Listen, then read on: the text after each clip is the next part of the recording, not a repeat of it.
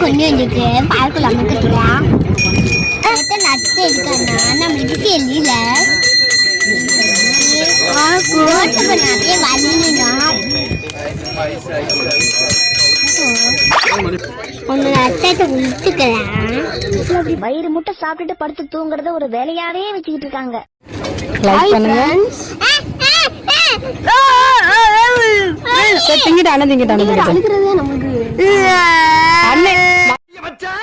என்னடா பண்ணுவ உலகேஸ்ல உள்ள போயிடுவானா அண்ணன் வாங்கி தருவாங்க அழுக வச்சா நம்மளுக்கு நல்லா இருக்கும்.